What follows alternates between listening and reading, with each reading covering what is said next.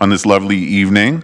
I'd like to call the meeting to order at 5 p.m. I would also like to mention that Councillor Murray is not able to attend this meeting, so she will be absent.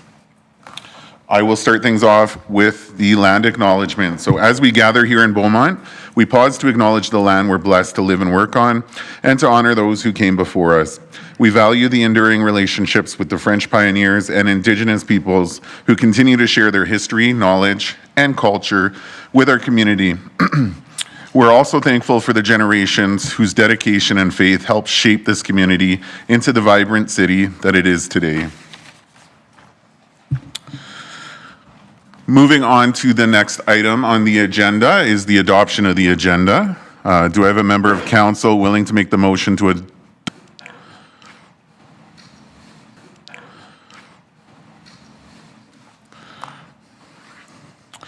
Councillor Van Newkirk. Thank you.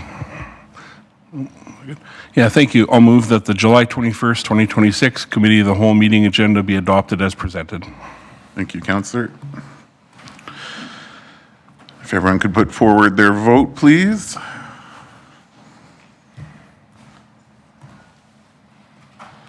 So that carries unanimously at 6-0.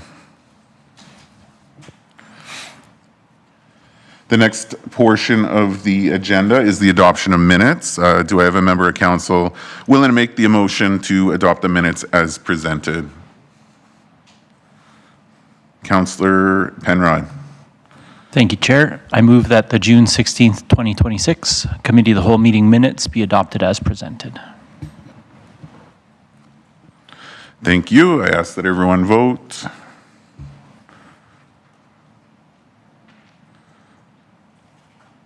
And that also carries unanimously. Have any presenters for open forum? Thank you, Deputy Mayor. We do have 3 open forum registrations this evening. If Surinder could please take his seat. Perfect, thank you. Surinder? Yes, please. Please take your seat. Thank you.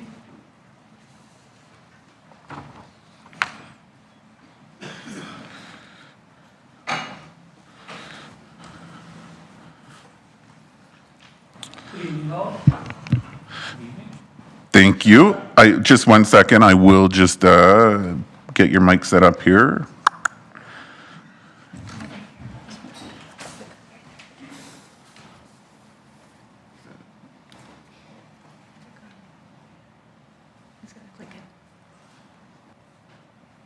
Did you press the button? No. Just once more, sorry, there we. One more? Yeah. Just once. Thank you, that's perfect. There you go.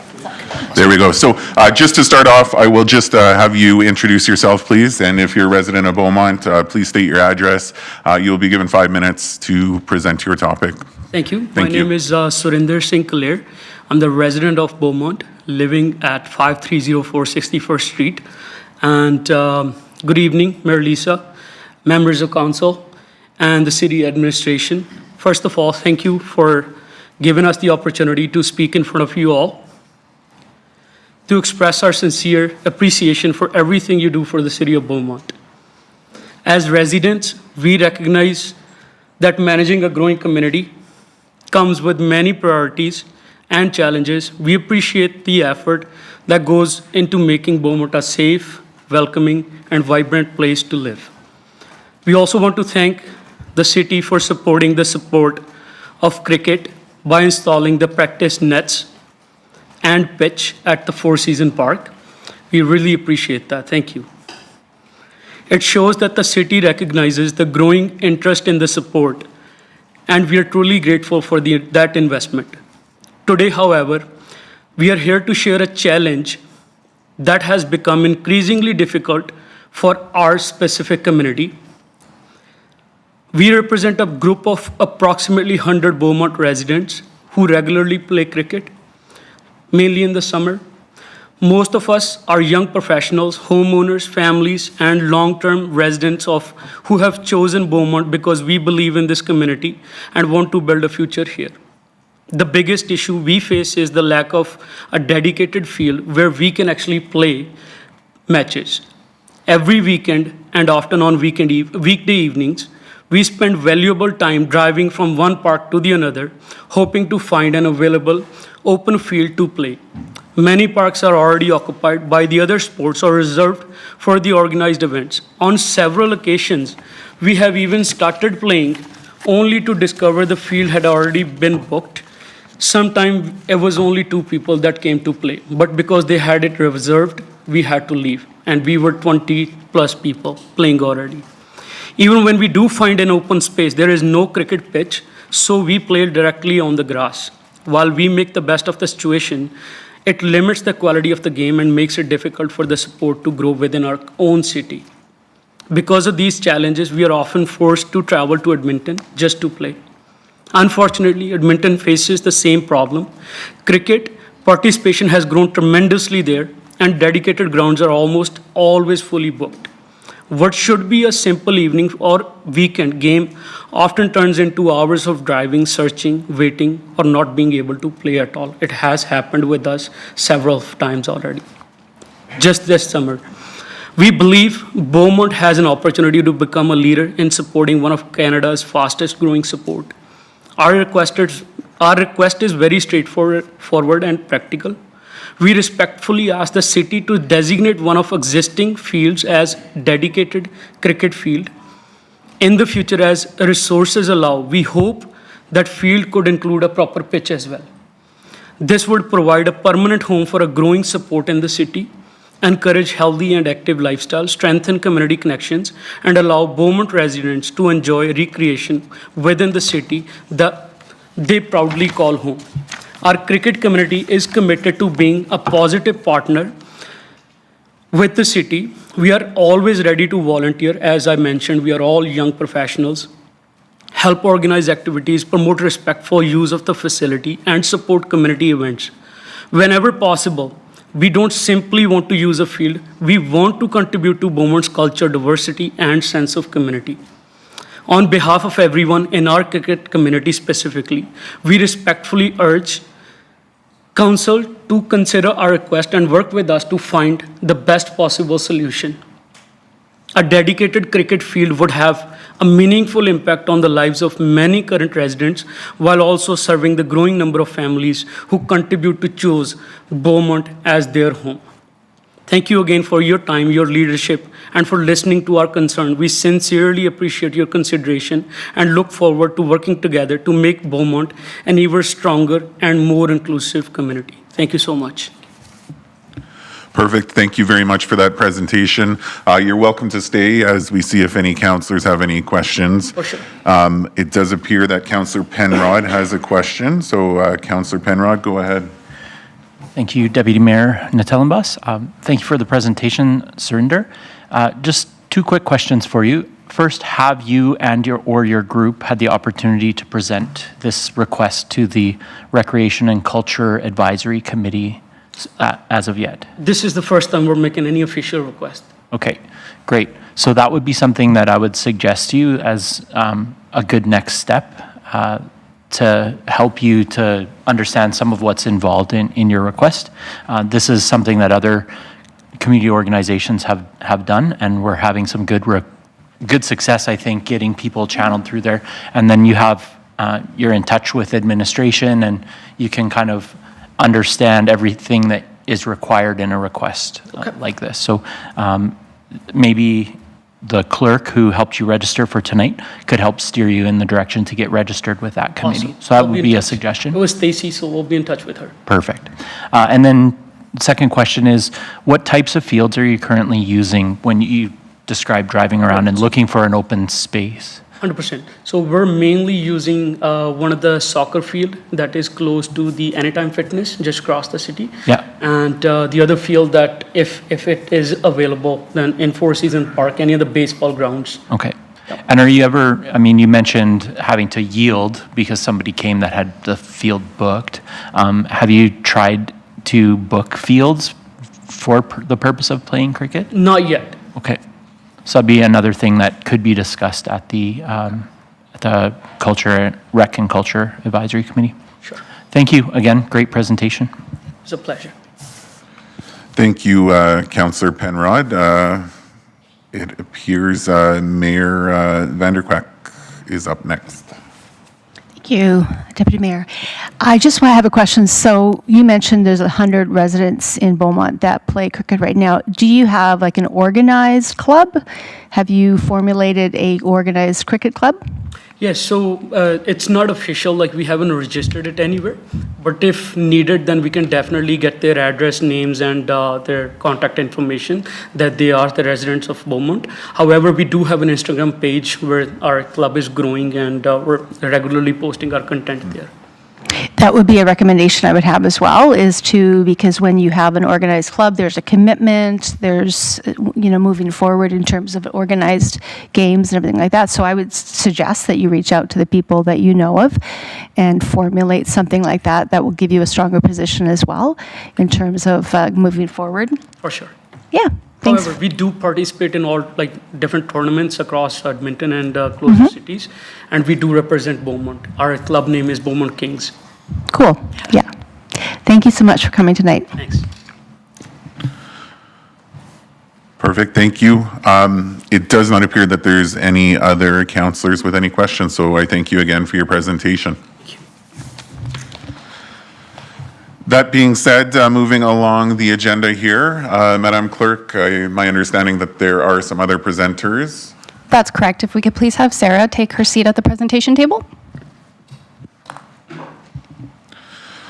Perfect, thank you. Welcome, Sarah. I actually don't need you to state your address, that's just for a public hearing, but I will have you state your name, and again, you'll be given 5 minutes to present, and if you could just confirm if you're a Beaumont resident. I am. Perfect, thank you.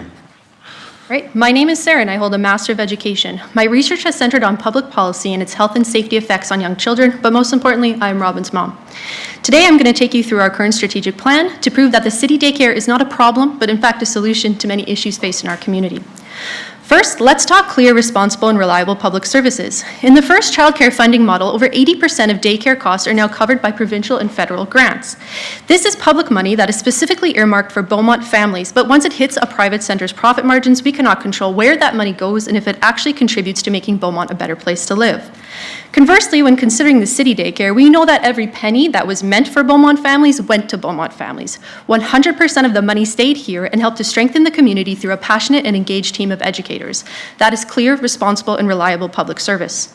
On the topic of money, we have heard from Council that cost is the main barrier to keeping the daycare open. Many reasonable solutions to this exist, such as changing the fees at SAS, leveraging economies of scale by expanding through the new building that has already been budgeted for, or raising the cost recovery benchmark. Alternatively, you could continue letting the daycare do its outstanding work and proudly state that you think our kids are worth the $1.45 a month we are asking you for. However, in discussing these issues with parents, you have heard from us that our main concern is health and safety. This should be one of Council's main concerns also, as keeping Beaumont a safe place to live and raise a family is a second strategic goal. The money provided to the daycare has produced a standard of excellence that acts as a market anchor and exerts a positive competitive force on the local childcare market, thus working to raise the standard of care for all kids in Beaumont. User fees are capped by the province, so the only way private centers can make profit is by reducing the quality of programming or hiring less staff at lower wages. Because the only way to make profit is to cut costs, nonprofit and municipally operated centers are usually in higher demand due to better staffing, quality programming, and superior health and safety metrics. The Talent Daycare far exceeds the minimum licensing requirements for things like first aid and educator qualifications. Private centers use surplus dollars for whatever they want, but nonprofit or municipally operated centers are mandated to use all dollars available to increase the quality of their programming, thus driving the overall market towards a better product. However, outside of the city daycare, there's a shortage of nonprofit centers here. Therefore, the city daycare fills a dire social infrastructure need. Beaumont hovers very close to being classified as a childcare desert, but even with new centers opening, the number of viable options from a health and safety perspective has remained critically low. In the past 18 months, 40% of our daycares have recorded serious health and safety violations. If you include centers that have also undergone complaint investigations, that number rises to 53%. Some of the violations in the last 18 months, staff not having criminal records checks, harmful substances stored in reach of children, failure to supervise children at all times, and 3, for child guidance, which means kids were physically punished, verbally degraded, isolated, or denied basic necessities like food or water as a form of punishment. If the town doesn't provide social infrastructure where it is needed, it means parents need to sacrifice their jobs, move, or take their money to different communities. Safe, quality childcare is as necessary for parents to be able to work as the road they drive on to get there. The parents behind me and on the live stream agree it takes a village to raise a child. Our village up to this point has been Beaumont, a place where kids have traditionally meant more than a budget line. Beaumont is growing rapidly, but still maintains the heart of a small town, the pulse of which are the unique, long-standing community services you simply can't find elsewhere. The spirit of Beaumont is here in this room, a community coming together to say that thoughtful growth cannot come from cuts. This leads to the 3rd section of the strategic plan, supporting thoughtful growth that makes sense for the community. So where is the common sense in closing the highest quality, most in-demand care in our city? When we talk thoughtful growth, we must also consider the equitable access and stability of that growth. Private daycares are 97% more likely to close in their first 4 years, leading to major disruption for families and major headaches for developers. Private centers are also statistically less likely to provide specialized care for kids with diverse needs. They can claim that they can't afford to accommodate these children, and so their refusal isn't viewed as discrimination. My own child was nearly rejected at a center for having an EpiPen. The city daycare is the only childcare in Beaumont that is unable to pick and choose from their applicant list. Yes, childcare is critical to families, but ELCC and SAS are critical to our sense of community. Our town motto is life is better in Beaumont. Not Beaumont means minimum licensing requirements. We are trying to help you. We want you to understand that if you close the daycare, you will be seen as going out of your way to champion inferior conditions for our children. But to keep the daycare open would be to breathe life into every section of your strategic plan, a success for the council and a success for the community. It plainly comes down to this. A good deal for kids is a good deal for Beaumont. Thank you for your time. Perfect. Thank you. Thank you for that presentation. I am looking around to councillors, and I do not see anyone with any questions. So appreciate you coming forward. Appreciate the presentation. Thank you very much. Thank you for your time. Moving along on the agenda, Madam Clerk, I believe there's one last That's correct. open forum. If we could have Erica take her seat, please. Thank you.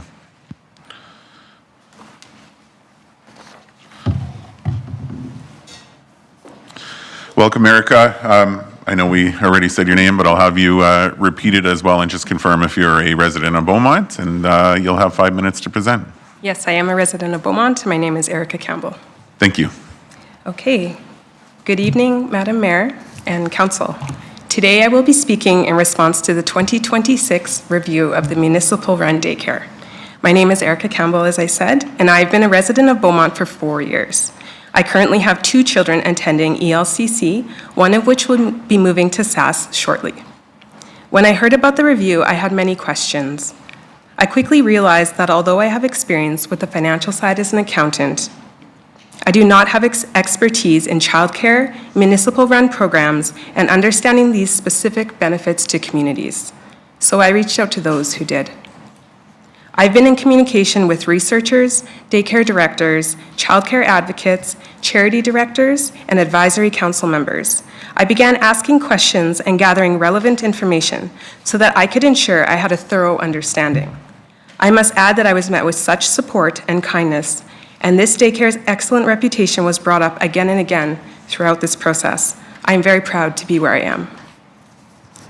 The executive director of the Drayton Valley Municipal Run Daycare, Bernice Taylor, was very helpful in highlighting key benefits to the community, such as the fact that childcare is what draws workforce to our communities.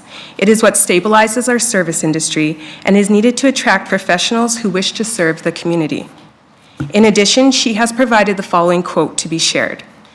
The Early Childhood Development Center has provided a safe, nurturing environment to Drayton Valley families so they could maintain their businesses. Childcare is a critical role in our economic development and has been pivotal in retention of employees in our community. This is not special to Drayton Valley, and in these economic challenging times, we have been counted on for quality care. Families shouldn't need to worry about childcare, and we know municipal care are some of the longest-run programs in the province. Work that well-known policy researcher Martha Friendly has done has been very helpful in understanding the municipal daycare model and the many benefits. For example, publicly operated childcare programs have been effective in meeting service gaps, piloting innovative practices, and addressing emerging issues. There are also benefits to our staff, such as opportunities for learning and career growth. These factors feed into the high employee retention and low turnover. In my personal experience with daycares, low turnover and high quality go hand in hand. I had the pleasure of speaking with Dr. Susan Cake, who serves as the chair for Childcare Now Alberta. She has very eloquently stated that during difficult economic times like these, that families really look to all levels of government to do what they can to make life more affordable and just a little less hard, particularly young families. I hope they keep being a government that these families and more can turn to for things they need to be supported and successful in our cities and towns. Excuse me. One of my most memorable conversations was with a member of the National Advisory Council on Early Learning and Childcare. They reminded me that Beaumont is actually in a fantastic position right now as a well-established, successful municipal-run daycare. The trending of the public funding from the federal government has been increasing since 2021. And even just on June 19th, there was an announcement of an additional $5.4 billion over 2 years. As 80% publicly funded, childcare is now thought of as a public good. Public funds deliver public value. Beaumont is in a fantastic position to celebrate their successes and expand the reach where we can. In my opinion, having a municipal-run daycare says the following: we as a city understand the needs of our citizens and want to ensure that we provide consistent, high-quality standards where we can. When Urban Systems did their presentation, they stated that it really comes down to, do you want to run a municipal daycare? And my question to council is, why wouldn't you? Thank you. Thank you, Erica, for your presentation. I really appreciate it. That being said, I'll open up the floor to council members to see if anyone has any questions. And it does not appear that there are any additional questions, so thanks again. Thank you.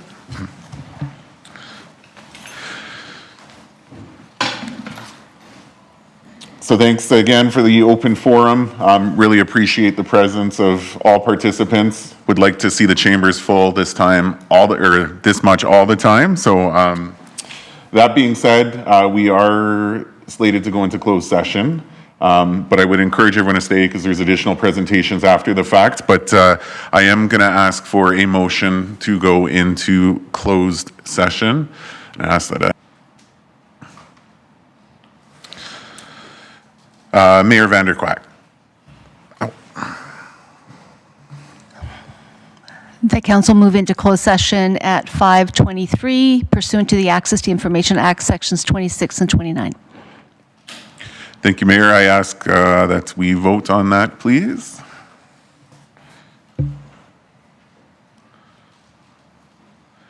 And that carries unanimously. So as mentioned, unfortunately, everyone will have to leave for the closed session, but I do encourage folks to stay for the presentations that come later.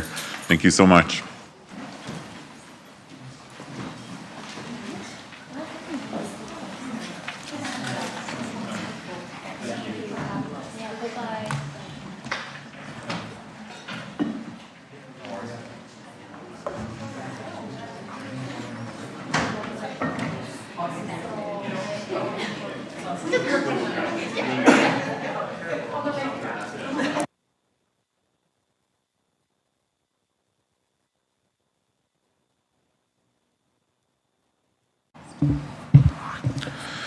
Welcome back to our regular session. We just finished up with closed session.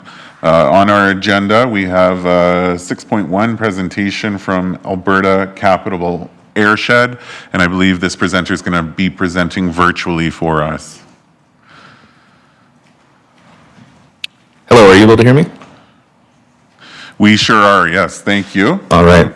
Well, thank you so much for having me today. I'm just going to share a presentation here. There we are. If you're able to please confirm that you're able to see that. As we're just running through that to get it set up here, are you able to just quickly introduce yourself before you present? Yes, certainly. My name is Colton Arabeski. I'm the Engagement and Membership Coordinator for Alberta Capital Airshed. Perfect, thank you, and I do believe we have the visual here. Okay, excellent. Thank you so much. Okay, let's see. Sorry about that. My apologies, give me one moment here. Everything went far too fast.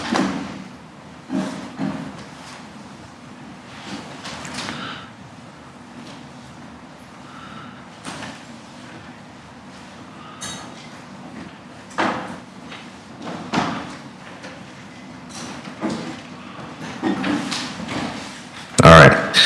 Thank you. Sorry about that. Thank you for your patience. So, why does air quality matter? We all breathe the same air. Air quality affects everyone, every day, regardless of your age or background. There are significant health impacts associated with poor air quality. This can include respiratory and cardiovascular effects, effects on neurological and brain health, and links to depression and anxiety disorders, and more.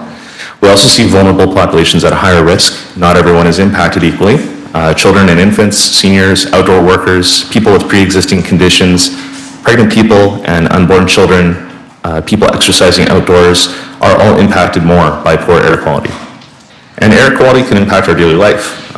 Yesterday and today, for example, during poor air quality events, people may have to limit outdoor activities and sports. School and work attendance can be impacted, and it also increases healthcare visits and costs. We're seeing an increase, of course, of poor air quality days due to wildfires and climate change in recent years, and so this is very top of mind for a lot of residents of the Alberta Capital Airshed region. So who is Alberta Capital Airshed? We're responsible for monitoring, evaluating, and reporting the outdoor air quality, including the Air Quality Health Index, or AQHI. Our boundaries expand north to Athabasca and south to Camrose and Wetaskiwin area, with a lot of our monitoring concentrated in and around the capital region, as shown on the map.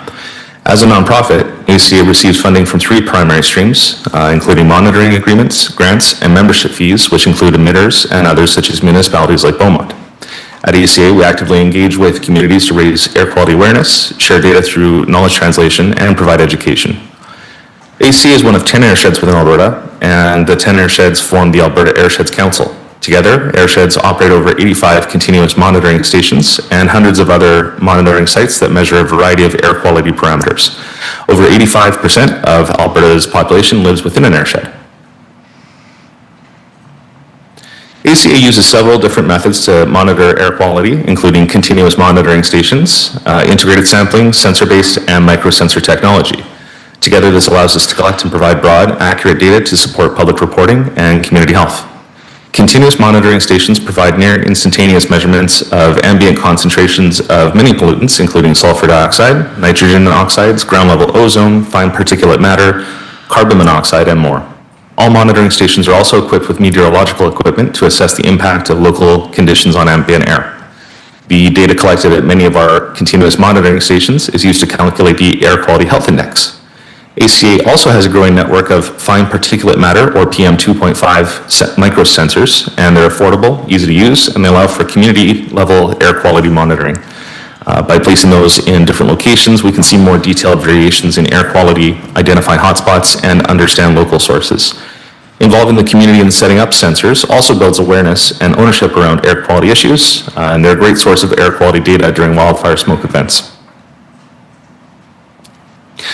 Our monitoring network collects a lot of data, so most parameters are collecting data every minute of the day, 24/7, 365 days of the year. What do we do with all this data? Live real-time data is available on our website, and it's also used by the provincial and federal governments to provide communities with the AQHI. Beyond that, the data is collated for reporting to regulators and stakeholders, and it's analyzed for insights and trends in air quality. The data also goes through a rigorous quality assurance and validation program, where all data and reports are scrutinized to ensure accuracy. So we have two streams of data available on our website: the public-facing live data map on the left side of the red line, which shows real-time air quality data from our stations and microsensors.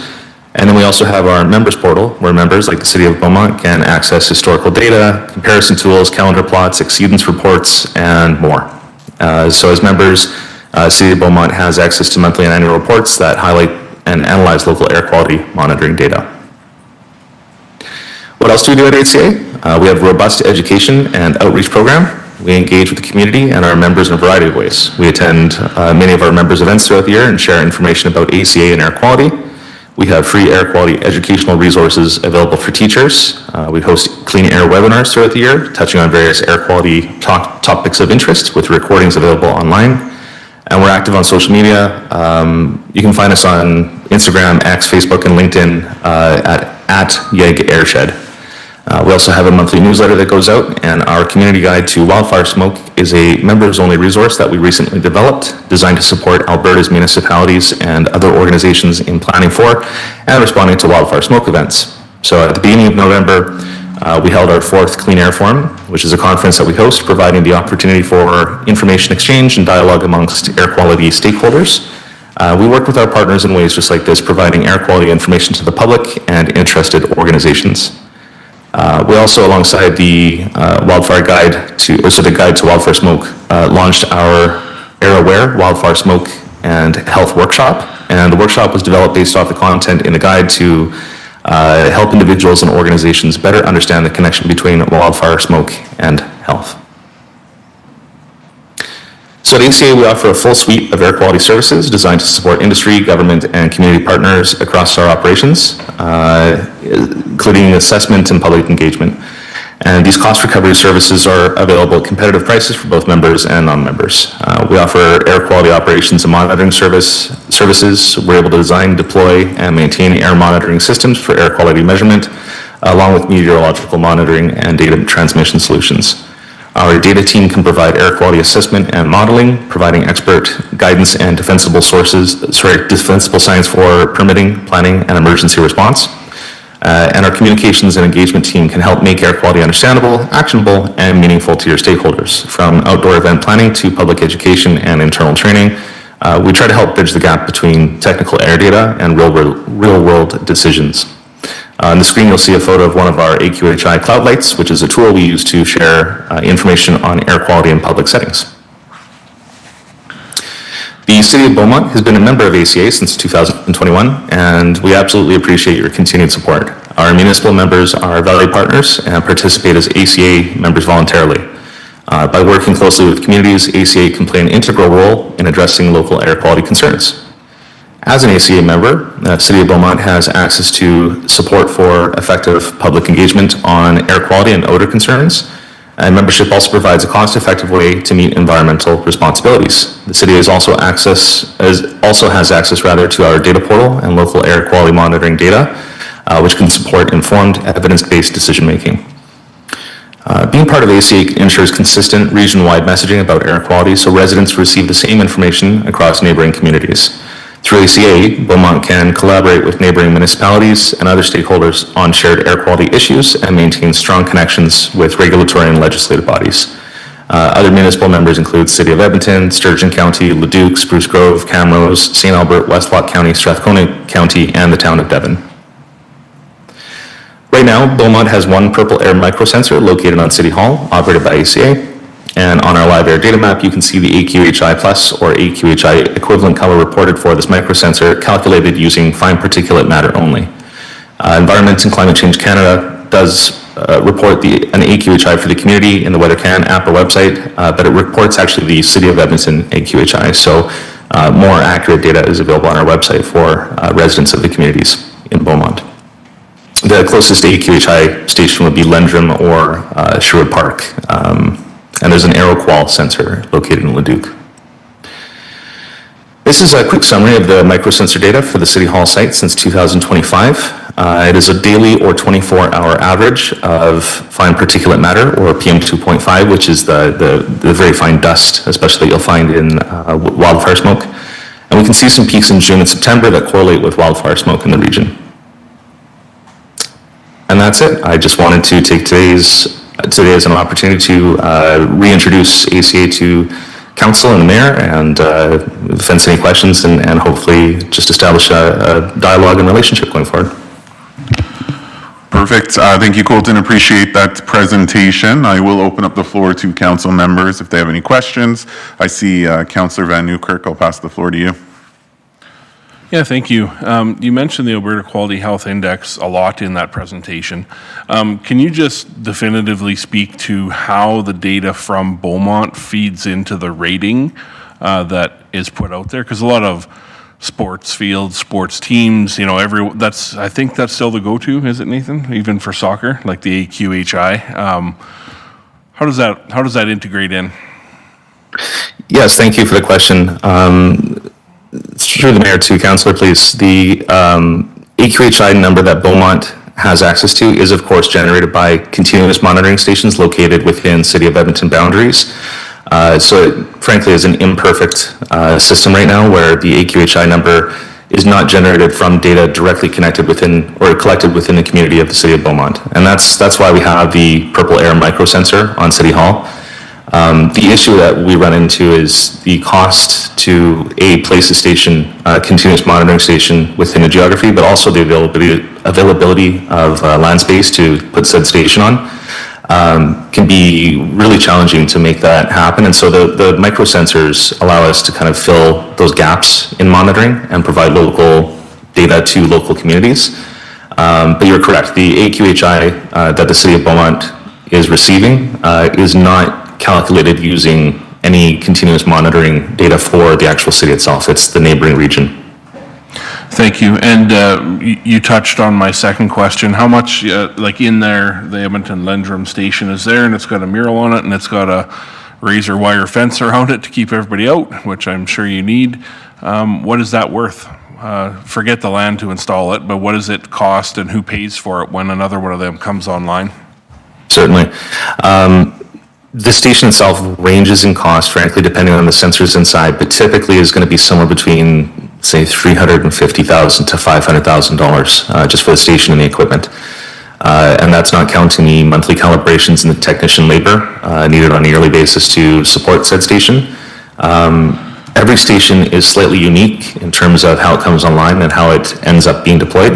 In some cases, there are operating contracts based on regulatory requirements. For example, with an industry member that may need a continuous monitoring station next to their operating site, in which case that member will pay the bulk of the cost for that type of station. In other cases, there are gap communities where the government of Alberta has mandated placement of a station, in which case that'll be funded through grants.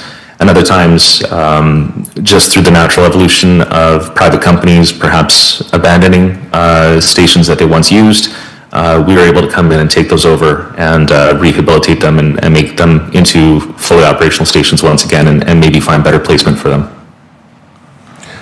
Thank you.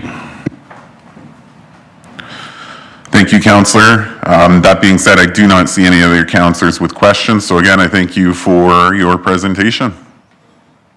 Thank you very much.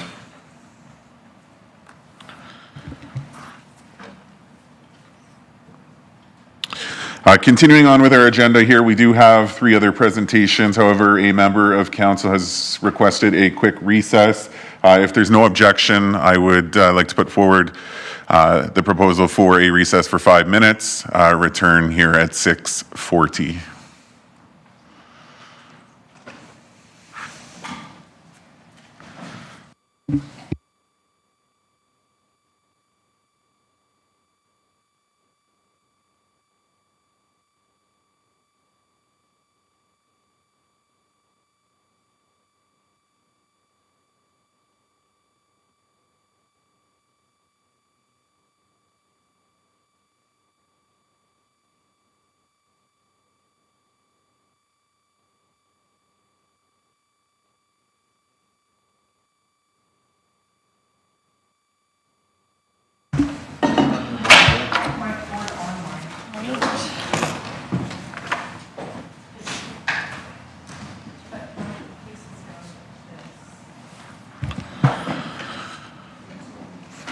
All right, it is 6:41. We are finished our recess here, returning back to our presentations. Next item on the agenda is 6.2, which is off-site levy program. I believe Ms. Raymond and team will present. Perfect.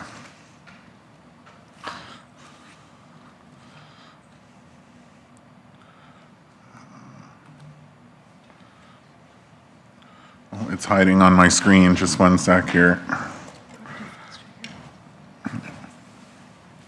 7.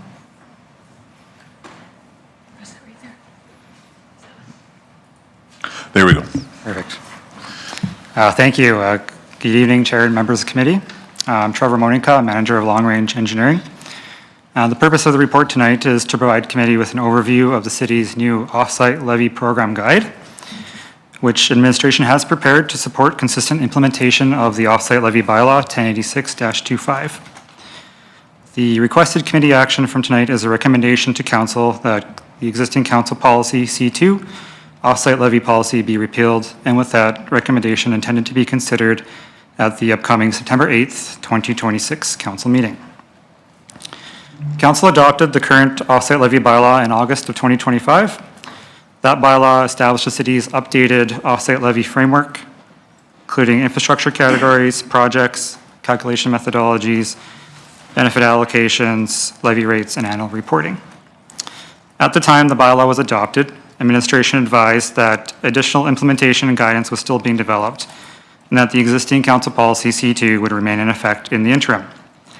Administration has now completed that implementation work through the new external-facing offsite levy program guide, included as attachment 1 in the report.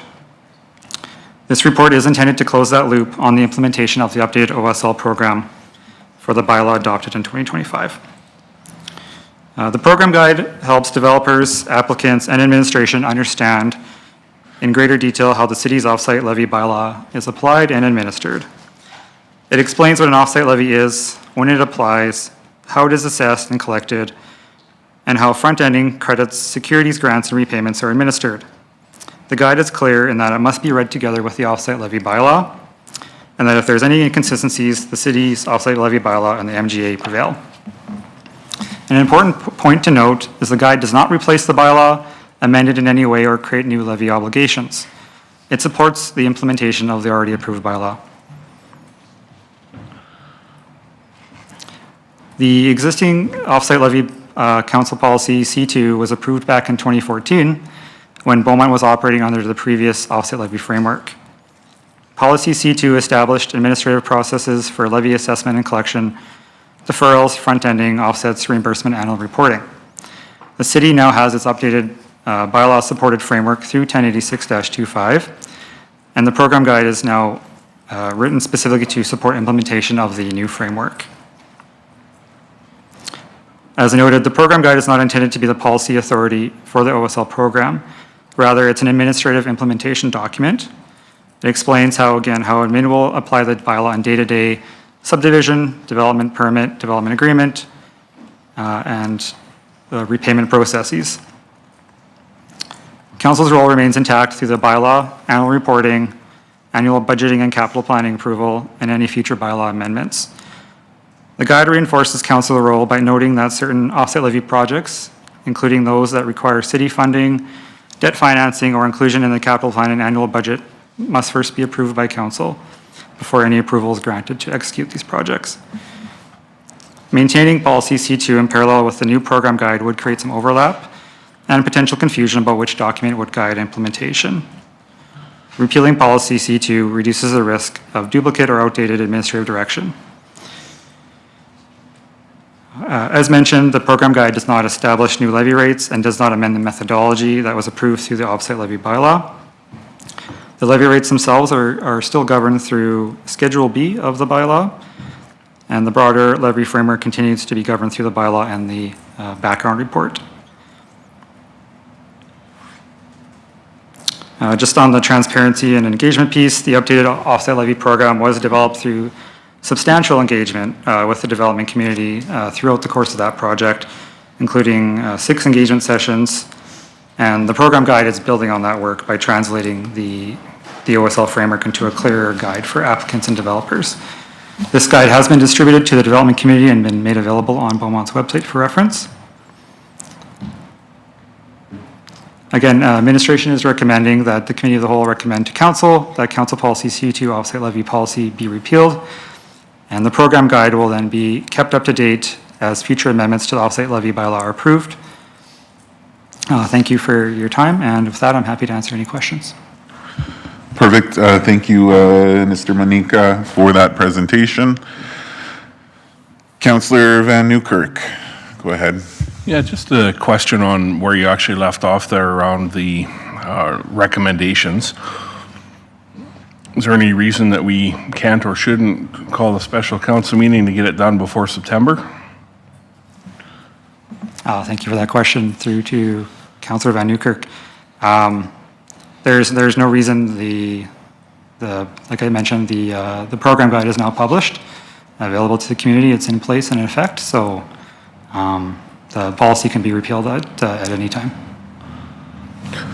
Okay, maybe just looking for further comment from Ledge around the timing of this. And what I'm left wondering is what projects are being contemplated between now and September that might, I don't know, benefit Beaumont from this policy being repealed and, you know, this process being gone through. Is that clear or not clear? Between now and September, what could happen in Beaumont for projects that would be under the old levy system that aren't captured under the new levy system? Is that a thing? Just help me understand that.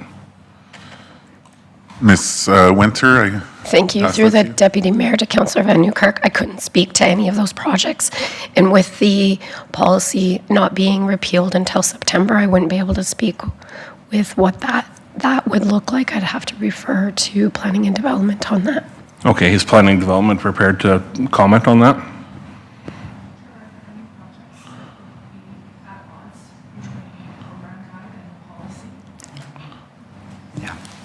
Yes, thank you for that. I don't believe there are any projects that are currently occurring that would be impacted by this.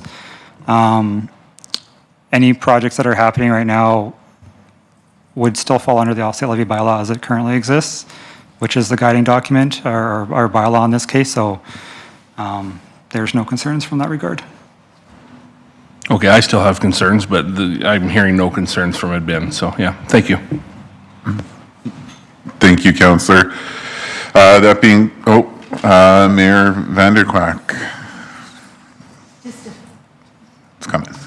Just to follow up with that, so the question is whether or not there's any benefit to this passing sooner rather than later.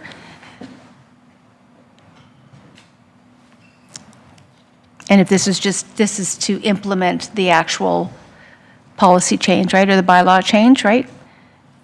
The terms of the off-site levies? So, thank you for the question through the mayor, or through to Mayor Vanderquack. The current bylaw is not being amended through the program guide.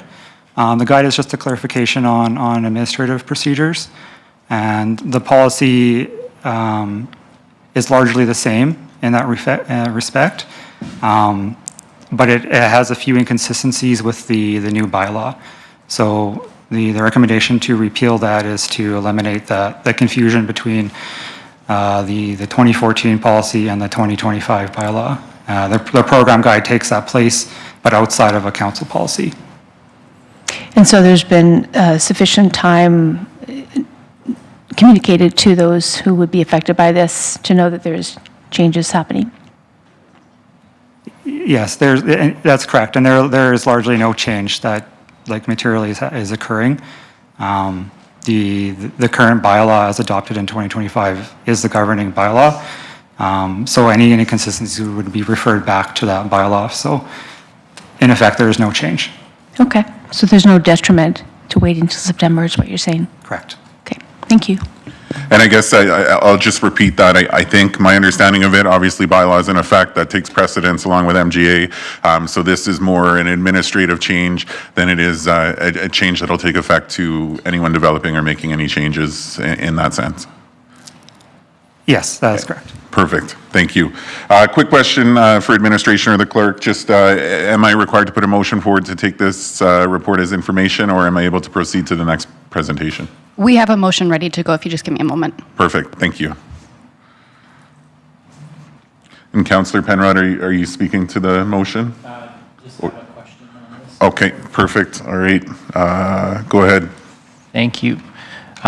Before I get to my question, just want to note in the bylaw, as published, there is a small typo under the WAT-30 project, the WAT 30 project. It looks like it's just a simple error. The start year and end year look like they're reversed there, but since it's in the bylaw, that you should probably address that. And I think because it's just kind of a correction of a typo, it wouldn't require a motion or a resolution or anything like that, but just wanted to raise that. In the background report from Urban Systems, page 56 through 152 of the package tonight, they talk about the modeling for how the off-site levy rates were calculated. And they specifically reference some of the density targets for administration. If in future statutory plans Beaumont embraces lower density targets, what's the likelihood our off-site levy rates would need to be adjusted downward as a result? Through to Councillor Penrod, thank you for that question. It is difficult to speak to exactly what would happen to the levy rates if the density targets were adjusted. Likely, though, you would find through the modeling is that because land consumption would increase corresponding to a reduced density target, there would be a change to levy rates. Again, it would depend on all other factors staying exactly the same, which they would not. In any sort of future scenario. So beyond that, it's hard to speak to whether they would go up or down. Okay, and I think that's all that I had on this item.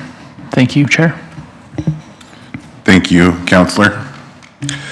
Is there a member of council willing to put forward this motion? Thank you, Chair. I'll make the motion that Committee of the Whole recommend to Council to be considered at the September 8th, 2026 Council meeting that Council Policy C2 Offsite Levy Policy be repealed. Thank you. And councillors, if we could put our votes forward.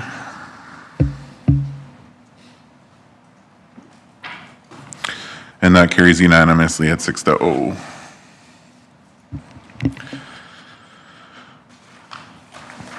Perfect. Next matter of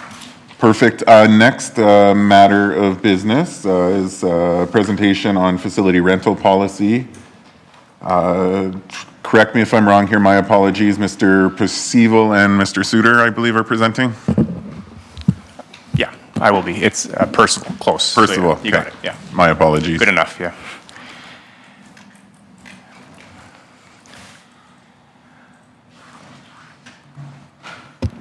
Good evening, Chair, committee members. Paul Suter, Director of Community Services. Administration is here this evening with committee to have a conversation on a draft facility rental policy.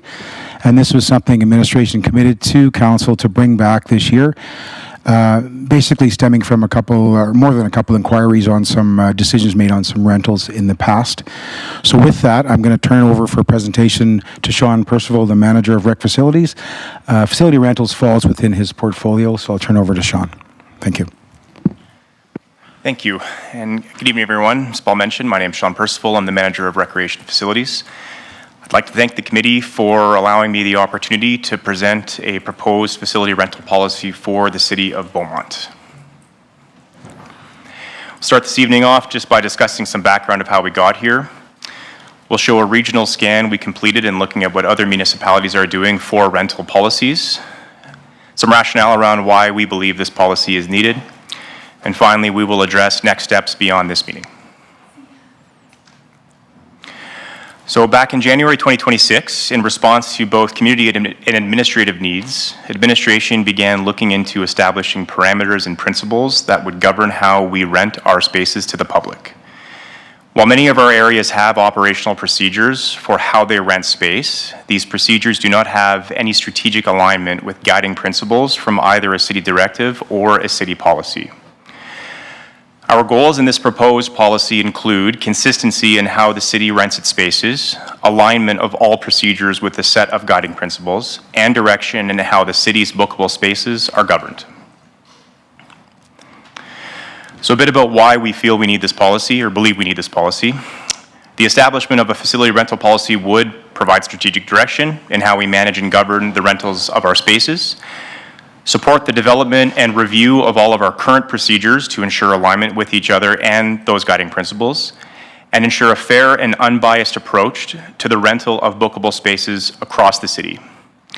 Additionally, it would provide clarity and transparency in our decision-making processes for rentals, both approvals and denials, as well as acting as a risk mitigation tool, as staff can refer back to the policy in the operational decisions that are made for rentals. In the absence of a policy, administration will continue to work on better overall alignment of the procedures we have in place, as well as continuing to work collaboratively between branches and departments in our decision-making around facility rentals. However, without that connection to a larger set of guiding principles, it may result in a more subjective approach and outcomes to how we close gaps and find alignments. So part of the approach that was taken was to conduct a regional scan to see what other municipalities are doing or what they have in place to help guide facility rentals. As you can see, some of the communities on the slide in front of you have some form of guiding principles, such as allocation or cost recovery targets. However, many have no guiding principles that provide staff direction or support on operational procedure development, and only 2 of the community's policies speak to any specific or unique subject matter. This policy being proposed would itself provide guiding principles for staff to use in their operational development, and would reference applicable city policies and bylaws, as well as provincial and federal legislation to support the types of rentals we allow in our facilities. So beyond this, if the committee recommends this proposed policy to council and council approves the policy, this will initiate work in bringing department stakeholders to the table to complete a full review of all existing procedures to ensure alignment with the policy, which we anticipate would begin in Q4 of 2026. Thank you for your time, and we're happy to answer any questions the committee may have. Perfect. Thank you for the presentation. Councillor Penrod, you are up first. Thank you, Chair.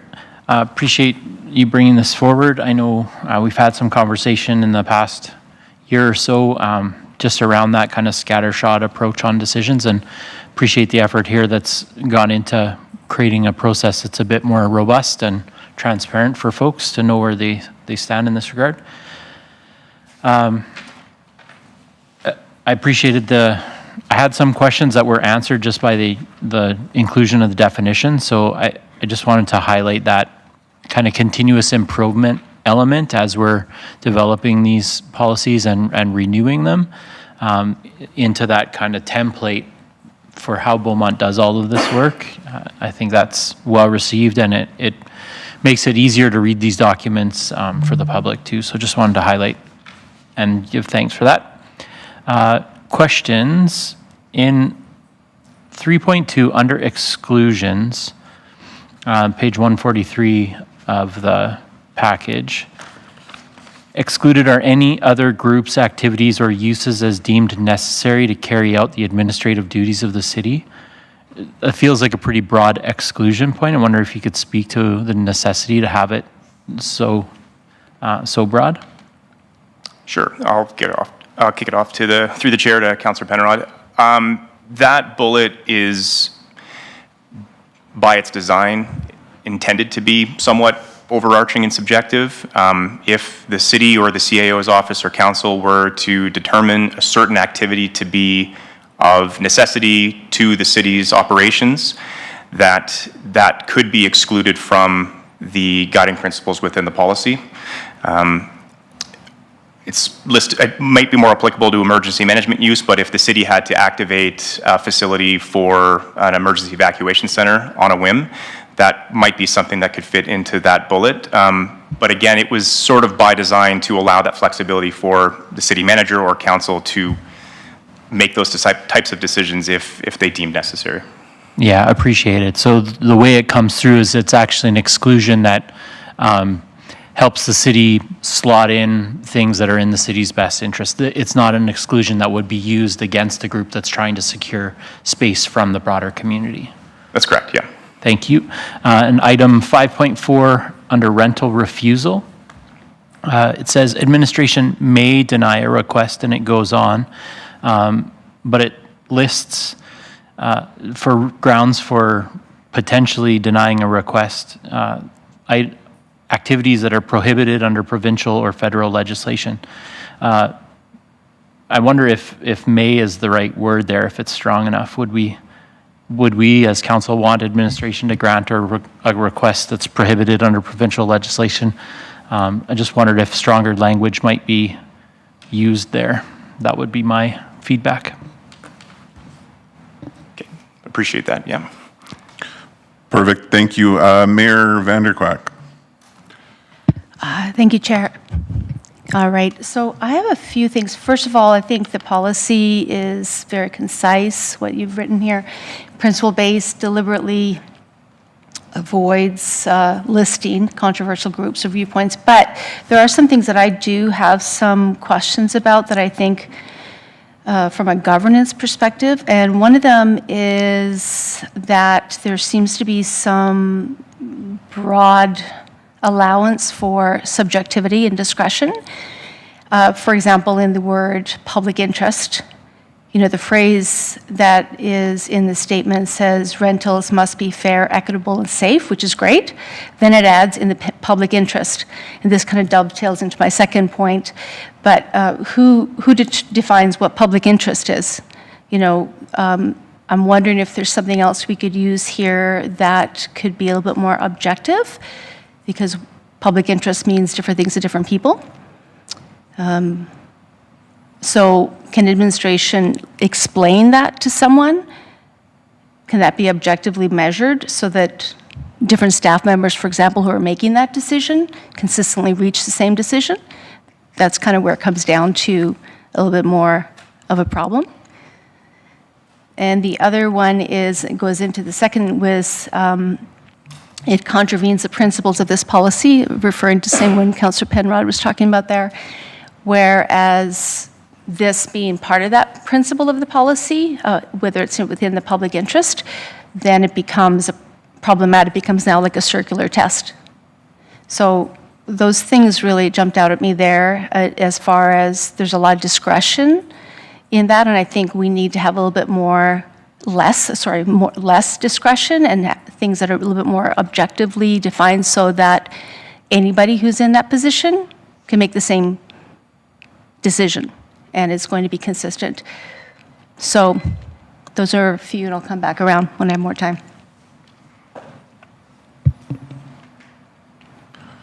Perfect, thank you. Any response from administration or just noted? Okay. So through the chair to Mayor Vanderkwak, appreciate the comments. Certainly something that can be taken into consideration. For frontline staff that take the rental requests, that review them, that contact the prospective renters, the idea is that it would be an application of the guiding principles of this policy that would be used to measure whether to approve or deny a rental, which would include all listed and applicable city policies, bylaws, federal and provincial legislation. So to circle back to the potential subjectivity around public interest, I can appreciate that comment, given the fact that frontline staff would, should this policy be approved and operational documents were to be reviewed and created, et cetera, it would be a pretty specific list of questions that staff would likely get that would be applicable only to those guiding principles and the relevant documents that I listed before. So something to take back for us is to potentially consider changing the word public interest and having it be more defined as the public interest is that we are ensuring that we are only using this policy and applicable legislation and other bylaws to approve or deny a rental request. That action itself would be in the best public interest. Thank you for the response. Councillor Van Nieuwkerk. Yeah, thank you to the mayor for raising that, because one of the questions I brought forward tonight to ask was, does this policy lend itself to different staff members all coming to the same decision using the policy? So that's been covered now. I wanted to focus on 5.4 a second, if you wouldn't mind scrolling to that. I'm going to propose adding a bullet point. Now, one of the criteria that I wondered about is a review of previous rental stewardship to an applicant or an applicant group, as in last time, what happened? Last time your group or you rented, bylaw came 3 times, we had to call the cops, and there was all this stuff, right? I don't know that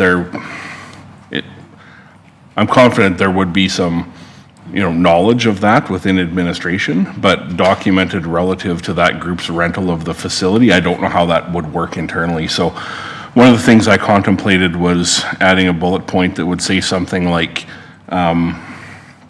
so it says administration may deny a request if administration determines that the intended rental use documented prior non-compliance with rental terms or city policies, as in property damage, non-payment, bylaw contraventions, within the last 24 months, like within some kind of period. So just trying to add the contemplation of what happened last time you rented our facility. Does that sound reasonable? It does, yeah. So through the chair to Councillor Van Newkirk, I would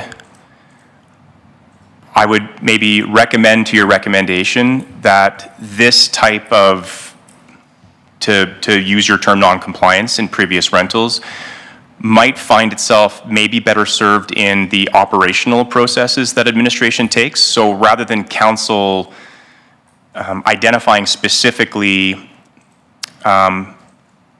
anecdotal examples of non-compliance in rentals that occur in our facilities, that we instead look at ensuring that the way that we operate the administration of rentals includes some penalty or some kind of acknowledgement that we may look at previous rentals as far as whether to deny them or not based on previous experiences. And I suppose, to be blunt, there's a number of different reasons why a group may be denied rental opportunities, including things like previous damage to the facility or otherwise. So I may have to defer over to Paul, but I would say my initial response is it's the right idea. I just wonder if it may better fit into the way we operationalize the policy as opposed to the policy itself, if that makes sense. Yeah, I think my overall goal would be in the process of reviewing a policy or going to rent a facility, that it be clear to the user group that that consideration would pop up somewhere. That's my goal, right? Right, yeah, understood. Okay, thank you. Yeah. Thank you, Councillor. Councillor Cole-Smith. Thank you. Yeah, I had similar concerns just about the consistency of the application, given the broad authority to determine appropriate use. So some of the things discussed already to tighten that up. The other one was, I think it was 5.3. The city may request risk mitigation measures to be instituted by the user. I'm wondering if we could include something where those risk mitigation requirements be based on like a documented objective for evidence based policy, and maybe like a checklist of things that were validated or evaluated.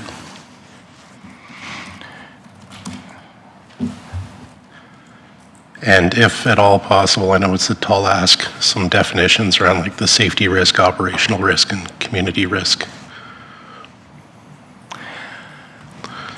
So through the chair to Councillor Cole-Smith, so the intention behind this particular section is to provide prospective rental users with an understanding that if we believe that based on the unique nature of their rental request, there may be additional measures that the city has to take to ensure that we can make their rental safe for themselves, other public in the facility, and staff. that cost may fall onto them. Certainly to take away a definition around safety, I would caution that because there are, especially at the community center, there are so many different types of unique rentals that come through here, it would be fairly daunting to include that level of specificity.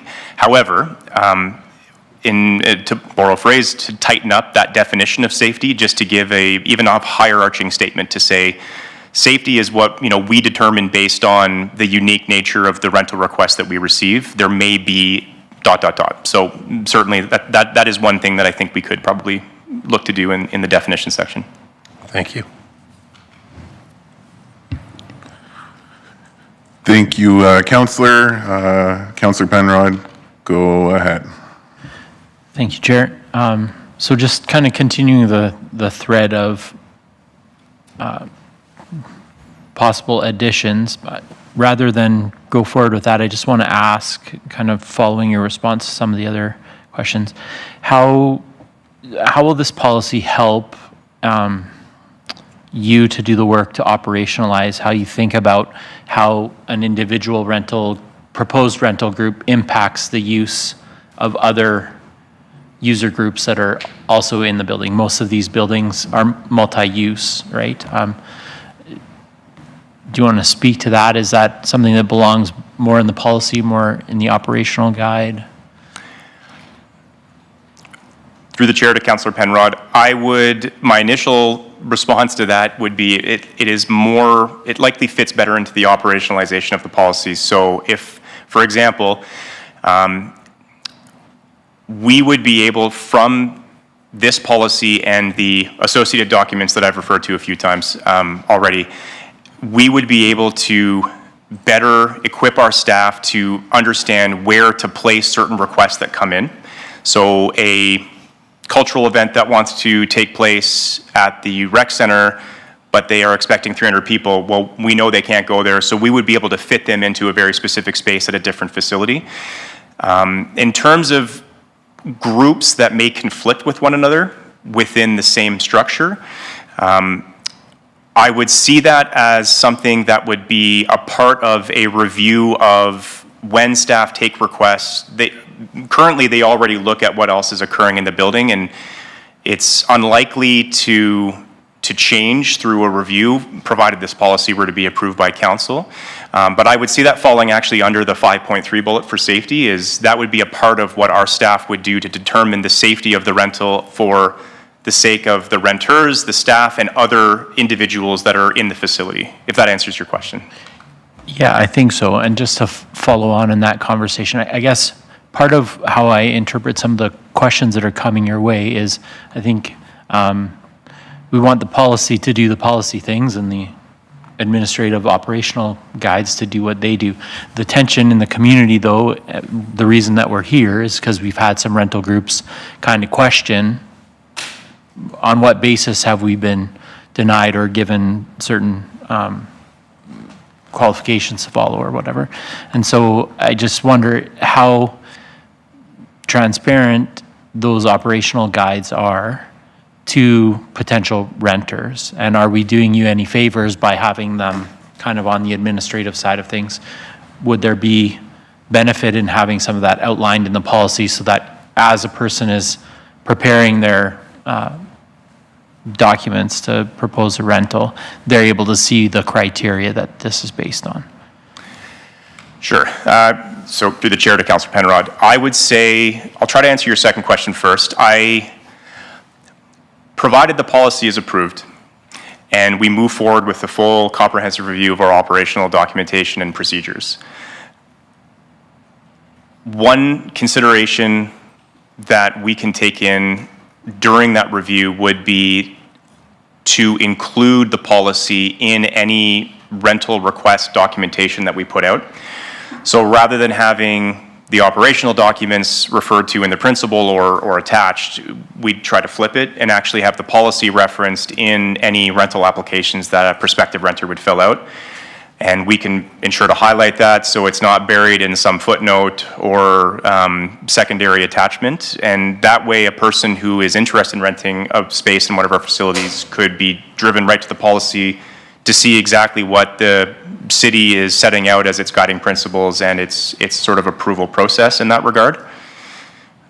Would you mind repeating your first question? I'm not sure if I remember it. Sure. I guess what it comes back to is, would it be helpful to have, as part of the guiding principles, just an acknowledgement that these are multi-use spaces and that part of the metric for deciding if your rental can go forward or not is who else is there and how compatible your uses are?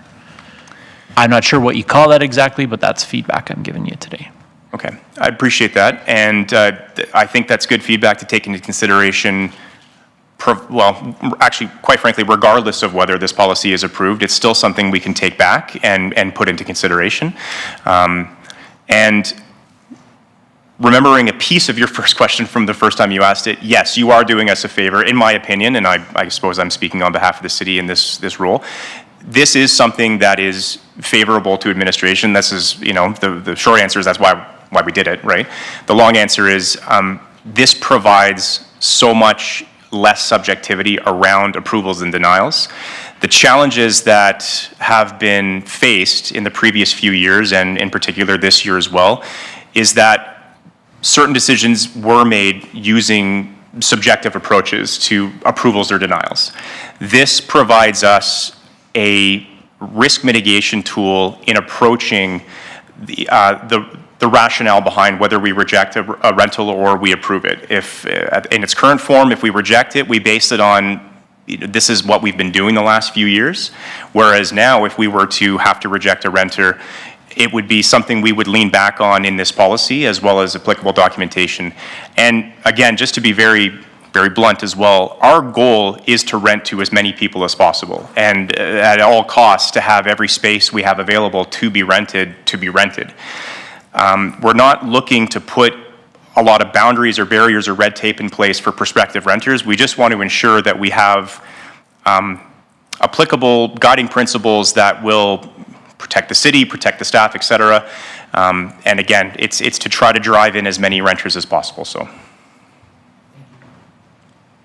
Thank you. I just have a quick question. You had mentioned that we've experienced quite a few challenges, we being obviously the city.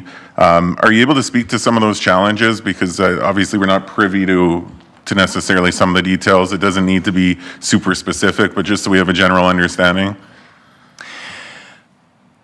Sure. So through the chair to the chair, I would say, to be a little bit high level, and not to excuse myself completely, but I've been in the role for 6 months. So what I've seen so far is that in some cases, there are decisions made to, say, refuse a rental based on a similar rental that may have been refused 18 months ago, but we don't have maybe any documentation to support the rationale from 18 months ago. It's just someone remembered that 18 months ago we refused a similar rental. We also have, again, challenges with, people that may feel like a similar rental to the one that they were refused was allowed access. And so that seems unfair, and that very, very well may be. However, at this point, the way that we approach rentals is a bit too administrative and without guiding principles to really kind of help guide us to that end result of whether to approve or deny a rental. So if that answers your question. Perfect. Thank you. Mayor Vanderkwak. Thank you. Just gonna get my reset here. Thank you so much. So I am going to just circle back around to the fact that the draft policy, there seems to be a bit of a contradiction between the report and the draft policy. The draft policy never mentions petitions, but the report spends considerable time discussing petitions and previous practices. So my question is, are you asking council to approve a policy that removes petition restriction, or is administration intending to continue that practice through this operating procedures? So through the chair to Mayor Vanderkwak. So petitions are listed in the report as an example of kind of what brought us here today. It wasn't to explicitly request support to reject or deny petitions. The policy doesn't list any specific subject matter because, well, frankly, the policy might be 150 pages long if we listed every single potential subject matter in a rental that was being requested. We are not asking for council specifically to allow or to deny petitions. If a person hypothetically wanted to book a space in a facility to run a petition, provided they meet all the guiding principle checkboxes in the policy, as well as applicable other city policies, bylaws, and federal provincial legislation, they're in. As far as we're concerned, that would be fine with us. If that answers your question about that. Yeah, it does. So I would want to know what those other regulations are that might restrict them, because my concern is, so I got to get my timer going here. My concern is this whole thing of fairness. How is fairness measured? And I actually like some of the descriptions that are in the jurisdictional scan that you provided. Spruce Grove and Edmonton, for example, had a really good description, which I think personally that it would be really great for our policy to have as a principle, and specifically supports democratic values, freedom of choice, fair treatment, and I don't believe, as a municipality, that we can dictate the content of which someone is putting on an event as long as it doesn't violate certain things, But at the same time, if we could have it more conduct related in terms of they're abiding, they're peaceful, they're safe, all those things, then I think that would create a more fair and equitable, because it comes down to why was one denied and why was one allowed. If it was conduct-based as opposed to content-based, that to me would be more along the lines of promoting free and open access and process. So maybe you can speak to that. Yeah, through the chair to Mayor Vanderkwak. There is nothing within this policy that would dictate to staff building operational documents to scrutinize any of the subject matter that a renter is bringing forward, with the exception of any operational processes that we bring in to ensure that they're not violating another city policy, bylaw, federal, provincial legislation. So I can't speak to the specific nature of a rental request until we receive it. That is just the honest answer. So if someone were to want to carry out a rental, and again, they met the guiding principles as they're written in the policy, they don't violate any bylaw or policy already in place, and they don't violate, on paper at least, through the request, any provincial or federal legislation, as I mentioned before, we would approve their rental. So the goal of this is by no means to have staff get into the business of scrutinizing the subject matter. It would simply be, do they violate any of these documents, yes or no? If it's a no, then we carry forward with the request, 100%. We would, and again, I don't want to put the cart before the horse because we haven't operationalized this, but we would always, in my experience, we would build in safeguards to ensure there's an escalation process at any time that a staff member who's taking a request may have questions or may not be certain. And it's possible that when we get to the operationalization of this policy and its principles, et cetera, that there may be opportunity for us to review denials before the denial is sent back to the renter, the prospective renter, excuse me. So again, I guess to summarize that, it would be, we're simply looking to see if they violate one of the principles or any of the applicable documents within the policy. That's it. Thank you for that. So I would like to propose that we have something in there, like a principle, like as is in Spruce Grove or Edmonton, where the city recognizes that public facilities exist to serve a diverse community with different beliefs, values, viewpoints, and that rental decisions can be administered in a lawful, viewpoint neutral, politically neutral manner, and shall not be based on agreement or disagreement with ideas, opinions, or beliefs of a user. That's my recommendation. Appreciate that, and I see no reason why we can't include something like that for sure. Thank you. Perfect, thank you. Looks like we have one last request here. Councillor Van Nieuwkerk, go ahead. Yeah, thanks. I thought I was done, but then Mayor brought something up that made me think about rentals underway. So the questions I asked to begin with is looking for criteria to potentially refuse a rental up front, right, with the suggestion I made.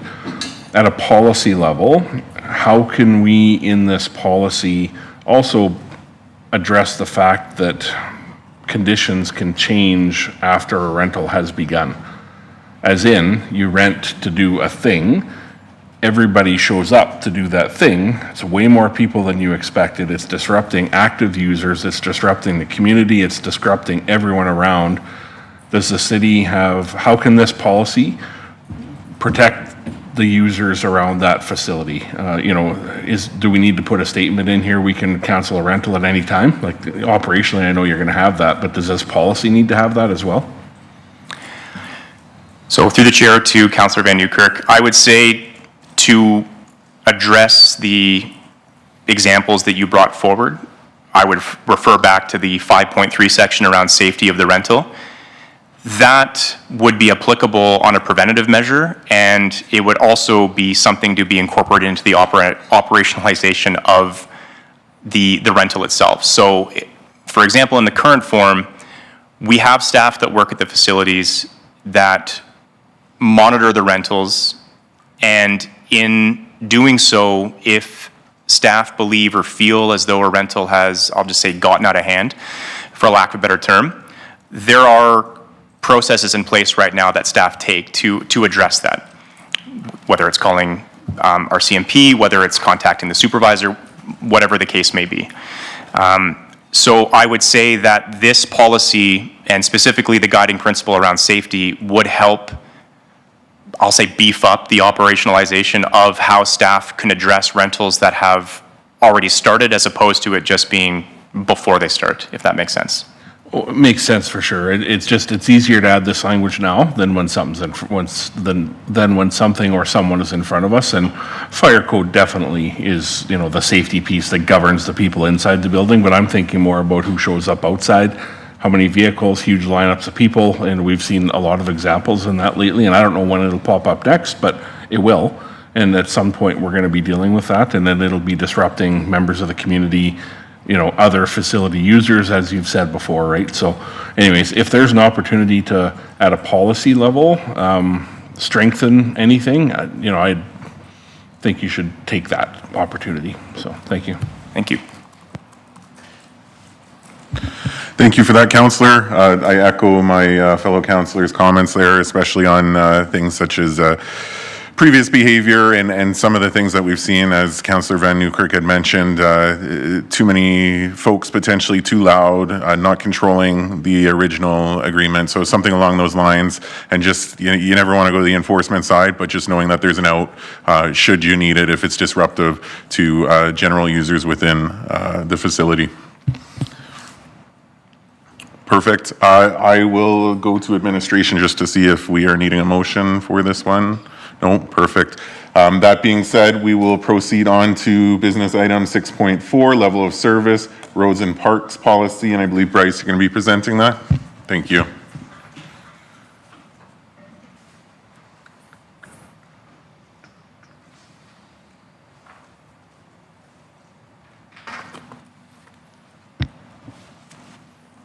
Okay.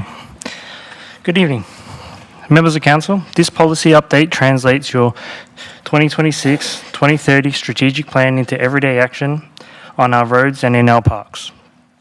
It gives residents full transparency into what we do, how we do it, and how we manage growth together. To set context, this update directly supports Council's 26-30 strategic plan, specifically our commitment to delivering resident-centred services. It's important to emphasise that this policy update doesn't reinvent the wheel. It is a new and improved method of communicating our existing service levels clearly to both Council and the public.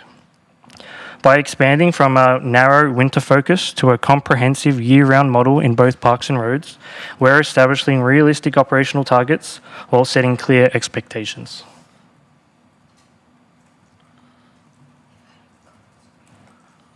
One moment.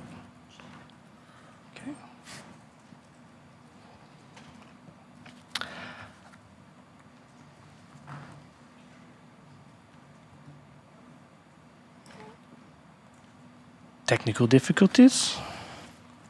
Can you go to 2? Scope, definitions, and foundation principles. So structural improvements have been made to improve clarity and accountability. A new scope and application section confirms that the policy applies to both city staff and external contractors. Definitions have been moved to Schedule 1, with new terms added for parks and outdoor amenities such as sports fields, playgrounds, and outdoor rinks. Under the strategic plan pillar of growth that makes sense for Beaumont, our foundational principles now explicitly address how operational demands scale as our community grows. We are grounding our standard operations in a 40-hour service week with emergency response triggers, ensuring that we remain fiscally responsible and tied to annual budget approvals. Winter maintenance remains a core focus, with road priorities streamlined from 5 categories down to 4. Local roads are now more clearly distinguished between connecting residential roads and lower volume local streets, cul-de-sacs, alleys, and gravel roads. Quadrant-based service delivery has been clarified. Once priority 1 and 2 areas are addressed, clues will be deployed by quadrant. The policy now explains how service timelines reset during back-to-back snow events, making expectations clearer during extended weather events. Sidewalk and trail maintenance is scheduled Monday to Friday, with after hours or weekend snowfall addressed on the next business day. City building entrances, the language has been cleared up. The city building entrances must be cleared within 2 hours of openings. Parking lot clearing thresholds have been tightened from the previous 5 to 10 centimetre range down to a flat and hard 5 centimetre target. Snow storage language will allow temporary storage during extreme weather. Parking ban enforcements now refer to the traffic safety bylaw. Clear service levels have been established for year-round maintenance tasks in both parks and roads. This includes sweeping of streets, sidewalks and trails, grass cutting, trimming, stormwater facility mowing, and upkeep of sports fields and ball diamonds. The policy formalizes service frequencies for garbage collection, porta potties and bathroom maintenance, playground inspections, hard surface maintenance, and outdoor rink inspections. A new section formalizes the use of contractors for specialized, seasonal, or surge capacity work, including support during winters with above average snowfall. Annual policy reviews will occur during budget deliberations to ensure service levels remain aligned with available funding. This slide represents the biggest win for our residents and aligns directly with Council's strategic commitment about modern communication. Again, this policy is not about improving. This policy is ultimately about how we communicate. Instead of residents guessing when a trail is swept or a road is cleared, everything will be hosted in one clear central location on the city's website. Residents will have access to current service levels, interactive maps, property owner responsibilities, and real-time seasonal updates for outdoor spaces. Finally, as Beaumont continues to expand, this policy ensures that our growth is deliberate and transparent. Every year, during budget deliberations, Council will receive supporting documents and clear cost service implications for any proposed service level increases or new developments coming online. This will ensure full strategic oversight before new operational commitments are made. To wrap up, members of Council, when you introduce the new strategic plan, you set a clear mandate for resident-centred services and growth that makes sense for Beaumont. What we've brought you today isn't just an administrative update, it's an operational translation of your vision. By replacing outdated single-season policies with comprehensive year-round framework, administration is carrying out the direction that you set for public, transparent communication, clear accountability, and prudent financial oversight. We are excited to get this modernized communication live on our website so our residents can see the full value of the services that Council fund every day. Thank you for your time, and I would be happy to answer any of your questions and listen to your feedback. Perfect. Thank you, Bryce, for that presentation. If this policy is a representation of some of the efforts we've seen put forward so far, I'm impressed with this policy. I don't know if we hit the lotto in terms of some good employees, because we've definitely seen a lot of hard work and effort put into a department that always has to show what they can do and make the citizens happy. So great work to you and the team. I just want to note that. In terms of questions, I do see Councillor Cole-Smith, so we will start with you. Thank you, Deputy Mayor. Yeah, no, I really like the policy. Just had a couple of questions. In C, grass cutting, it talks about the naturalization below the 1 in 5 year flood line. Can you just explain what that means? I just want to make sure I got it right. Yep. Through the chair to Councillor Colesmith. Naturalization below the 1 in 5 year floodline relates specifically to the stormwater management facilities. The 1 in 5 year floodline says that in any given year, there's 20% chance that through the recent rains, that's where the water level will get to. So I'm sure we've seen recently that the stormwater facilities, the water level can rise, and the naturalization within that boundary helps with soil retention, soil erosion.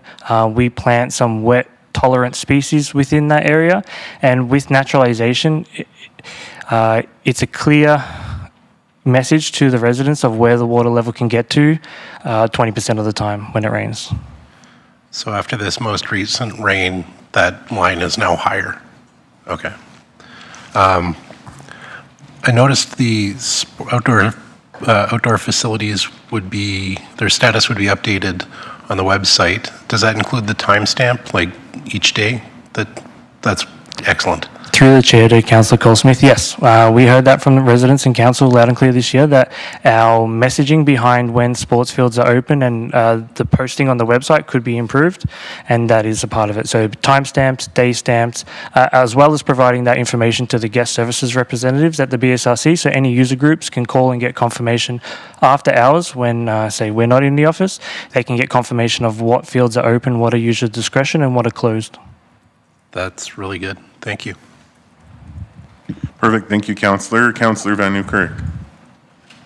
Yeah, thank you. Two things. I guess I'll stay on the naturalization piece. I caught that as well. I'll say before that in our documentation, naturalization has actually never been defined before. So that is something that, will need to be contemplated as we move back. I would also say that naturalization has become the enemy because naturalization was all the way up to the edge of the sidewalk. Right? So this is right here saying naturalization is to the 1 in 5 year flood line. It isn't to the edge of the sidewalk, right? So there's some definition on that. So I think that's important and good, and we can watch to see how that is working. I would challenge that naturalization of vegetation does benefit from periodic mowing as well to elongate widen root structures, so blindly seeding and growing and then not managing that naturalized vegetation from time to time actually isn't the way to go. So there's an operational piece there that should be considered. Secondarily, this will be my annual plug. Can you go to page 183 of 216? It was the presentation on the map there around communication. And while you're going there, being mindful of my time, I'll just say that annually concerns come into the city where in areas where servicing is yet to be turned over to the city or the city isn't responsible. This is my annual plug for some mapping to show that. That top bullet point there, I think there's an opportunity to have a map layer that says the city is responsible for all this and it's in a color. And the city isn't responsible for this and it's in a color, as in commercial nodes, condominium complexes, areas that the developer is responsible for still and hasn't been turned over to the city. I think there should be a visual representation of that that folks can be directed to as part of the SEO responses to people. That visual aid is going to help a lot. So thank you.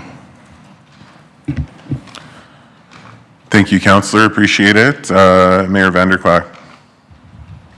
Thank you. Thank you, Bryce, for this. And yes, really happy with what's going on in our Parks and Rec right now. And so one thing that stuck out to me is I'm going to talk about it from, again, a governance document that what you said earlier, I think would be a great piece to put in here as far as the purpose of this policy is to establish clear, measurable, transparent service level expectations for residents, guide administration delivery of roads, park services, and provide council with a framework for oversight, resource allocation, and continuous improvement. I think having a why statement is really important in that document as a governance. The other thing I wanted to mention is the word, and I understand it from a legal perspective, but I'm wondering how we measure it when in the document talks about the city will make reasonable efforts.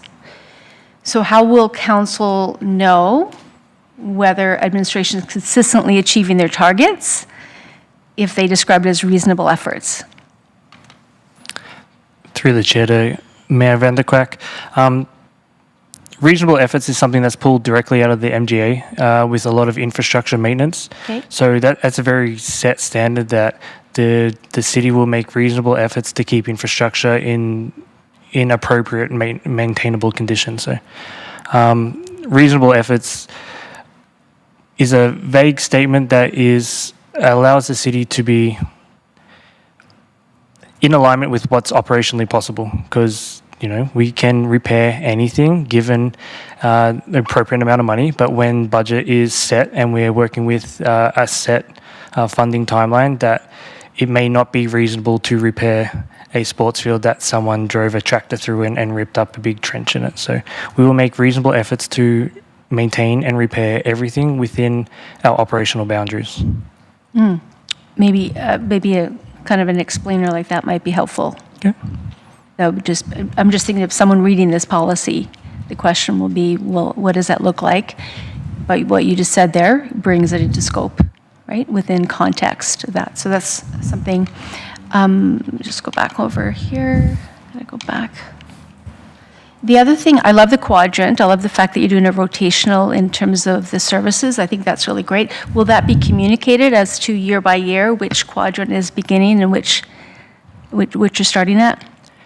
Through the week chair by week, whatever timing is, yeah. Yep. Through the chair to Mayor Van der Kwak. Yes. So that's something we've already done, and we already do it. We've been doing it for nearly a decade. It's just we haven't been good at communicating that to the public. Okay. So, for example, street sweeping, we sweep by quadrants, and we change which quadrant starts the process every year. So the northwest quadrant one year, then northeast, and southeast, and southwest. So the intent is to give each and every resident equal service.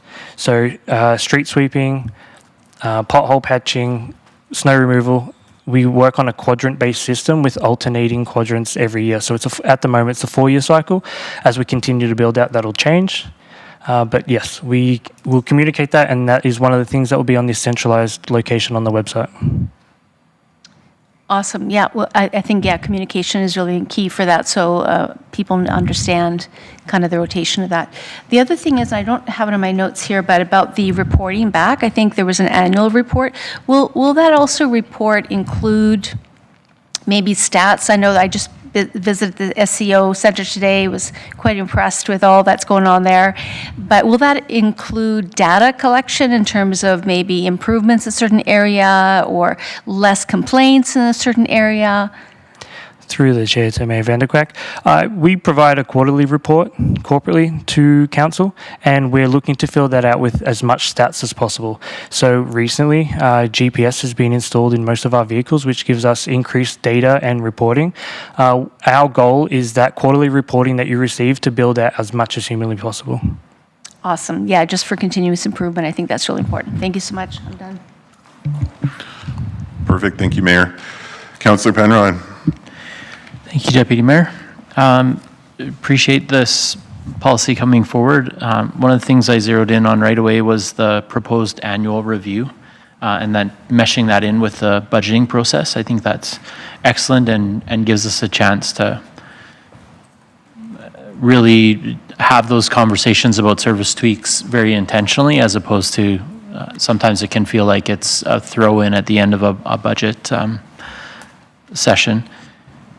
I just wonder if you could speak more to when that would come up, so that, because the way I would imagine this happening is there'll be some questions about current service levels that will require some reporting or a bit of preparation to come back to the budget workshop in the fall. So have you done some thinking around when this would be calendarized so that we can have those preliminary conversations?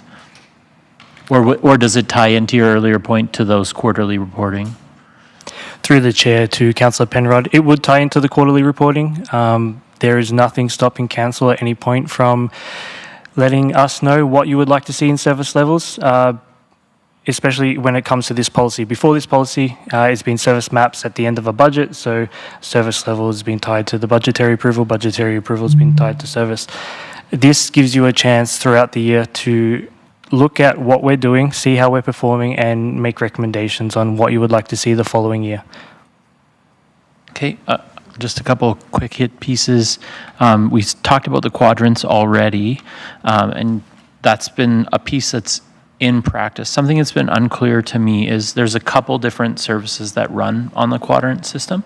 Are they staggered, or does all the services start in quadrant 1 in year 1? Or are we saying like snow removal starts quadrant 1 and street sweeping starts in quadrant 3, so that one community isn't last on everything in a given year? Does that make sense? Through the chair to Councillor Penrod, yes, we alternate every single service. So snow removal, pothole patching, crack sealing, and street sweeping, they alternate. So not one community or not one section of the city is last every single year, as well as every 4 years, you're not first every year.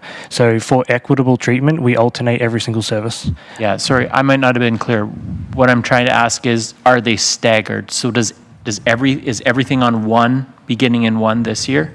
And then 2, 3, 4? Yeah. Or are some services starting in 1 while others are starting in 3? Through the chair to Councillor Penrod, maybe I wasn't clear. For example, this year, 2026, snow removal will be northwest quadrant, but then street sweeping will be northeast quadrant. Then it'll be pothole patching southeast quadrant. Yep, we make every effort to make sure there's equitable treatment across every single community, every single residential area within our community. Thank you. Thank you, Councillor. Next on the list is Councillor Hyde. Yeah, thank you.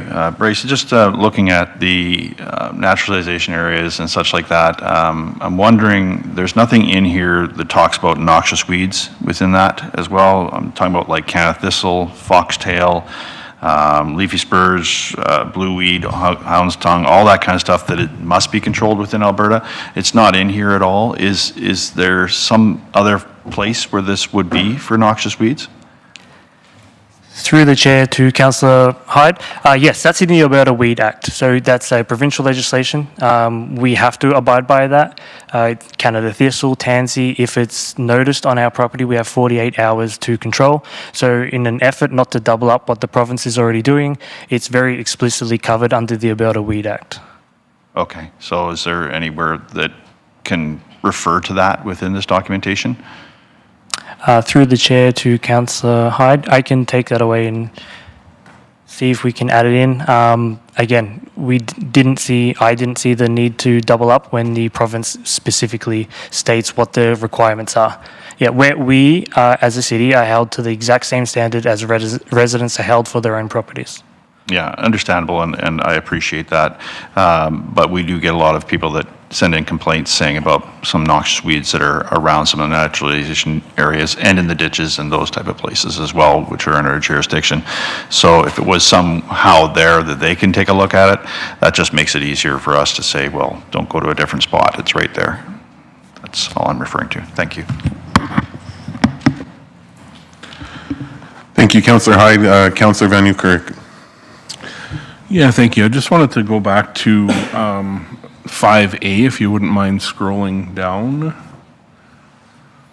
Just wondering if you could speak to 5A. So some of the feedback that council gets is, very black and white. Everybody goes home on the weekend and doesn't care about the trails, right? Not true. So can you speak to how a 40-hour week might look at different times of the year? Is everyone Monday to Friday, or is there people that are, Thursday to whatever, that different 5-day periods? Are there shifts and schedules? How is some of that managed? I know with bylaw, for instance, shifts are managed and worked around events and times of year and all those kinds of things. Can you speak to some of the Parks and Rec staff and what that scheduling looks like? I think the public should hear some of that. Through the chair to Councillor Van Nieuwkerk, the Parks and Roads teams are grounded in a 40-hour work week, so from 8 to 4:30 Monday to Friday. The reason that is, the roads team, they have 6 staff. We need 6 staff for snow removal. We need 6 staff for adequate pothole patching and traffic control. So there is a need of the whole team to be together. Historically, we have considered what it would look like for 7-day coverage, and what that looks like is suboptimal crew numbers and resourcing to get the job done during the week, and we weren't able to achieve the same amount of work. This does allow us to get the most amount of work done during the 40-hour work week. However, we do have an on-call system. There is an individual on call from both parks and roads, and they are available 24/7, and that nothing will be allowed to go outside of that service level. For example, in the winter, if we have a big snow on the Saturday morning, this 40-hour work week does not mean that the plows and the sanders are not out Saturday morning at 5 a.m. We have on-call staff appropriate for the season. Say at Christmas, there's more than one. And that if we see conditions where we need to respond, we will respond 24/7. But the grounding of the team is within the 40-hour work week. With our current complement of staff, that is our limitation. However, we have set out the pathway to get to, say, 7-day coverage, but that does involve a increased level of service, which involves personnel and resourcing.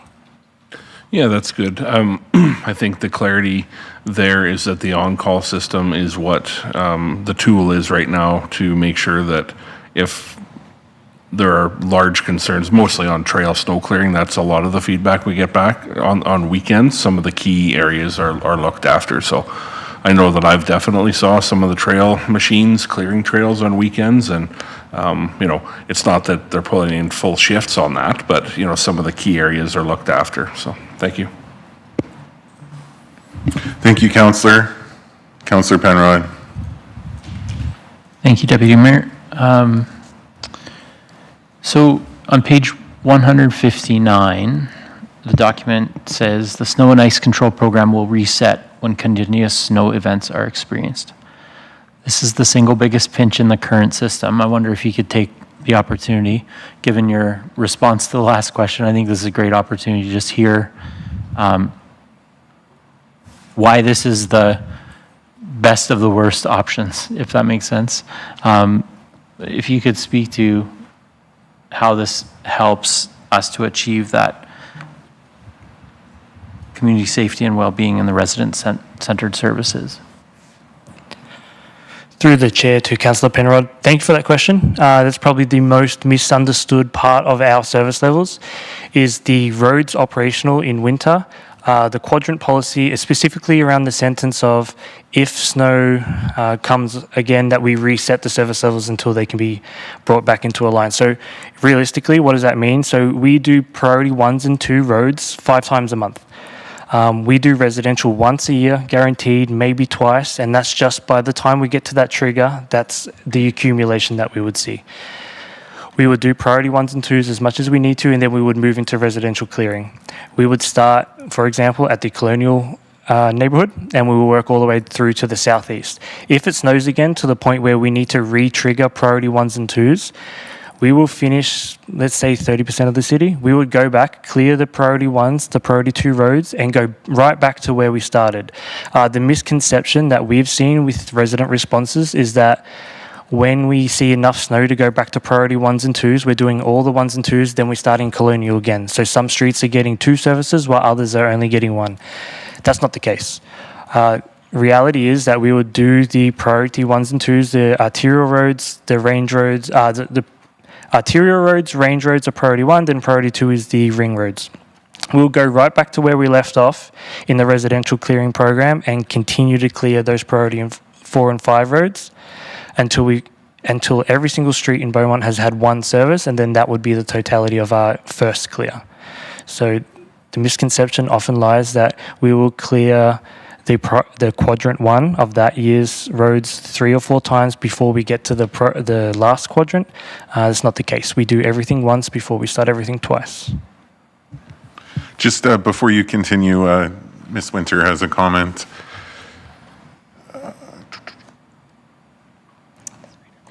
I just wanted to respond back to Councillor Hyde's question with regards to the noxious weeds. That's actually under our community standards bylaw where we have that. And it's enforced through municipal enforcement as our weed inspectors.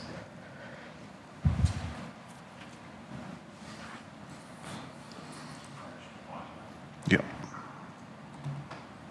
Thank you. So it's through the bylaw, through that portion of it. Of course, that has to do with residential yards as well then, as well as public. Yeah, in refers the back. community standards bylaw. Okay, thank you. Perfect. Thank you for that. We'll return back to Councillor Penrod. Thank you. Appreciate the explanation. If you could just maybe explain for us and for our residents why it's essential that we double back on that snow reset to the ones and twos. What are the data points or the considerations that bring us back to those service level or the priority ones and twos, and what benefit does the city receive by making sure that those priority ones and twos are cleared? Through the chair to Councillor Penrod, priority ones and twos, as I alluded to earlier, we can maintain between 3 and 5 times a month. The data suggests that at that service level trigger, that's how often we would need to be there. To complete one full residential clear will take 6 weeks. So if we were to not revert back to the priority ones and twos, 6 weeks, month and a half, we're potentially missing 7 services on priority ones and twos. The ones and two roads are 50th Street, 50th Ave, and all the range roads. So the streets that likely every resident uses every day to leave the city, enter commercial space, all the schools are on priority ones and twos. This is just an effort to keep our highest traffic areas, the ones where there's no room for error, in top maintainable condition all winter long. Thank you. And just one more point on the ice control, sanding and rock chips. Maybe I misunderstood, but is there a service level change here? I remember a map that showed where rock chips were being applied, but this makes it sound like it will be done kind of under the judgment of the operators. And that, I remember that being a recommendation that came from the consultant's report. So I just wanted to check that. And also the May on the rock chips being available at designated areas through the city. Previously that has been for sure available. Are we looking at pulling that back? Through the chair to Councillor Penrod, you've actually identified one of the improvements that we've made to our service level. So the original service level was a map which clearly identified which intersections would have rock chip and ice control. What this policy says is that we will manage every single intersection on an as-needs basis. So just because the intersection is not marked on the map does not mean the operators won't maintain it. We heard that from that conversation in budget two years ago, and we went about fixing that. So what you've identified is actually an improvement. We will rock chip, ice control, every single intersection on an as-needs basis through the inspection program within our team. Secondly, the May in rock chip gives us the ability to increase the rock chip locations. It's not something that we've planned just yet, but under Beaumont growing, we know that there might be an opportunity in the future to offer rock chip at additional locations, and that's why we included that there. So it gives us the ability to scale up. Appreciate the continuous improvement. Thank you, Councillor. Mayor Vander Kwak, go ahead. Okay, gotta get my thing here. Thank you. Bryce, just a quick question. Actually, I have one question for myself, then I have a question from a resident that had sent us an email. Are the trails also on a priority system in terms of snow clearing in the winter? Through the chair to Mayor Vander Kwak, yeah, the trails are on our priority system. There's only 2 priorities, priority 1, priority 2. The priority 1 is the main thoroughfare for all the trails to allow high traffic areas, such as around schools or commercial plazas. And then priority 2 would be the connections from residential areas. So priority 1 will allow us to clear that first lot of trails immediately after snow clearing, and then when there's time, we'll go back and hit those priority 2s. Yep. Okay, good. And then there's a question regarding attachment 1, item 6C, page 3, talking about the removal and disposal of snow. And there was some indication that it had changed to, instead of being plowed to the middle and hauled away, it was plowed to the side and then come back later. Is that correct? What is the practice right now? Okay, through the chair to Mayor Vanderkwak, our current practice is plow to the middle and remove. However, in extreme situations where we have a inundation of snow or a large accumulation, we will plow to the side to allow traffic to freely flow. We will come back as soon as we can to plow to the middle and remove. Okay. As I said to Councillor Penrod earlier, it takes us 6 weeks to get around residential neighbourhoods. This January was a perfect example. We were forced to plow to the side in residential neighbourhoods to allow residents to leave and come and go as they need to, as well as for emergency standards, emergency vehicle standards, and it just gives us that operational flexibility to handle a large storm event. However, the practice that we will do every day is plow to the middle and remove. That's option one and preferable. Okay, good. Thanks for clarifying that. Thank you. Just one quick question. This sparked a question after you had mentioned the priorities for the pathways. Does that follow similar suit to the roads where if we get another snowfall, we're starting back on 1 and then eventually getting to 2? To the chair, yes, that would be the case. So priority 1 is our priority 1. So if we have consecutive snow events back to back to back, and we're not able to stay on top of it, we'll be continuously doing the 1s before we can get to 2s. The 1s are identified as around the schools, around the commercial, high use pathways, and that's why they're prioritized 1 over 2. Perfect, thank you. I think no need to beat a dead horse, but you hit the nail on the head when you said communication was maybe a gap that previously exists. So appreciate that there's a system going forward where we better communicate and let residents know what's going on, because I think there's a lot of value to that, and I know residents appreciate it. So thank you so much. All right, well, that being said, that is the end of our presentations. Madam Clerk, do we have any new councillor inquiries? No, we do not have any new councillor inquiries. Perfect. Well, unless I am missing something, I believe that brings us to adjournment. So that being said, I would like to adjourn this meeting at 8:03 p.m.